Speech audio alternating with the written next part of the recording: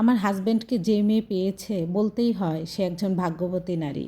একটা পুরুষ যে একটা মেয়েকে এতটা ভালোবাসতে পারে আমার হাজব্যান্ডকে না দেখলে আমি উপলব্ধি করতে পারতাম না, বুঝতেই পারতাম না যে পাগলের মতো একজন পুরুষ একটা মেয়েকে এত ভালোবাসতে পারে। আমার স্বামীর ভালোবাসার কাছে হার মেনে আজকে আমি তাকে ডিভোর্স দিয়েছি। জানতে পারলে সে ভীষণ খুশি হবে আমি জানি, তবে আমার শ্বশুর শাশুড়ি কষ্ট পাবে। একটা সময় তারাও হয়তো বা ভুলে যাবে। বাংলা মুভিতে আমরা ছোটোকালে দেখতাম যে যখন নায়ক একজনকে ভালোবাসতো তার ফ্যামিলি যদি মেনে না নিত, পরবর্তীতে বিয়ে হলে সেই বউয়ের সঙ্গে সংসার করতে পারতো না, আবার নায়ক তার নায়িকার কাছে চলে যেত।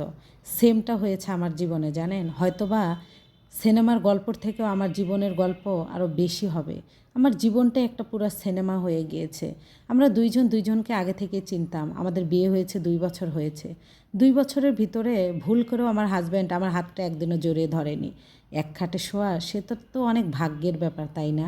দুইজন দুইজনকে আগে থেকেই চেনা জানা ছিল, কারণ আমার বাবা আর তার বাবা ফ্রেন্ড। আমাদের দুই পরিবারের সম্মতিতেই বিয়ে হয়। আমার হাজব্যান্ড তার কাজিনকে ভালোবাসে, আমি সেটা জানি। তবে আমার শ্বশুর শাশুড়ি আমাদের বিয়েটা হতে বাধ্য করেছে। আমার হাজব্যান্ডের ভালোবাসা আমার শ্বশুর মেনে নেয়নি। আমার শাশুড়ি একটু একটু মেনে নিলেও আমার শ্বশুর মেনে নিতে চায়নি, কারণ মেয়েদের ফ্যামিলি ব্যাকগ্রাউন্ড অনেক বাজে ছিল। আমার শ্বশুরমশাই একজন ব্যবসায়িক মানুষ, তার ব্যবসার একটা নাম ডাক আছে, এজন্য মানতে চায়নি।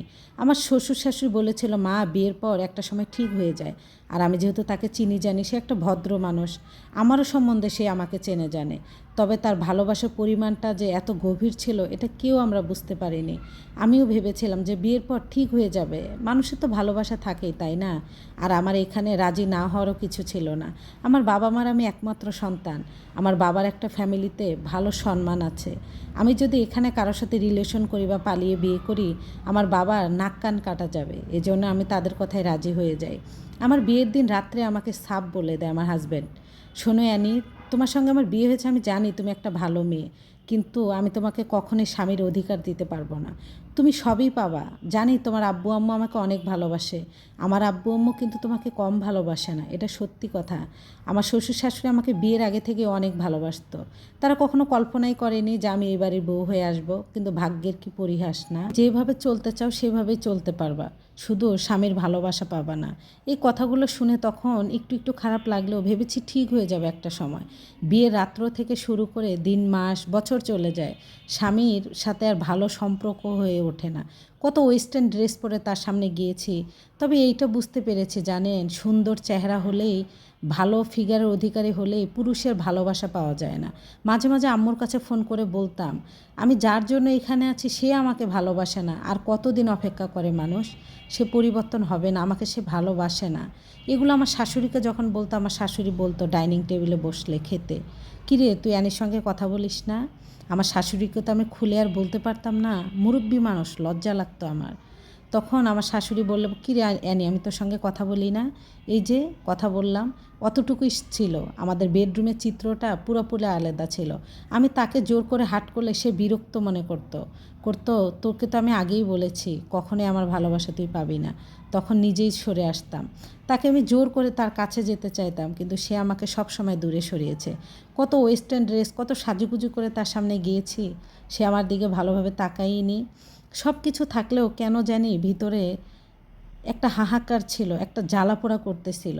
বিয়ের পর যেন আমি নিজেই পরিবর্তন হয়ে গিয়েছিলাম। আমার শ্বশুরমশাই এগুলো শুনে খুব টেনশন করতো যে যে জন্য মেয়েটার সঙ্গে বিয়ে দিলাম সেটাই হলো না। তারাও নিজেকে অপরাধী মনে করতো যে আমার জীবনটা নষ্ট করে দিয়েছে, কিন্তু তাদেরকে কিছু বলতাম না। সে সৌভাগ্য মেয়েকে দেখার খুব ইচ্ছা ছিল, দেখেছিলাম, সৌভাগ্য হয়েছিল দেখার। মেয়েটা কালো, আহামরি শিক্ষিতও না, না গঠন গাঠন অনেক সুন্দর, না বড় লোকের মেয়ে, গরিব মানুষের মেয়ে। বাবা কাজ না করলে পরের দিন আর ভাত খেতে পারবে না, কিন্তু চেহারার থেকে তার ভাগ্যটা অনেক সুন্দর। যে পুরুষ বিবাহিত হওয়ার পরেও, সুন্দরী বউ থাকার পরেও এতটা তাকে ভালোবাসতে পারে, তারা সুন্দর চেহারা দিয়ে কী করবে বলেন? সে ভালোবাসার কাছে আমি হার মেনে গিয়েছি, জ্বলে পুড়ে ছাই হয়ে যাচ্ছিলাম। বাধ্য হয়ে তাকে আমি ডিভোর্স দিয়েছি। আমার শাশুড়িকে বলেছি আমি অনেক দূরে চলে যাব, ওই মেয়ের সঙ্গে আপনার ছেলের বিয়ে দিন, তো আপনার ছেলে তো সুখে থাকবে। আমি ভালোবাসার কাছে, স্বামীর কাছে বাজেভাবে হেরে গিয়েছি। আইন হাদিস আমাকে স্বামীর অধিকার দিলেও ভালোবাসা পাওয়ার অধিকার স্বামী আমাকে দেয়নি।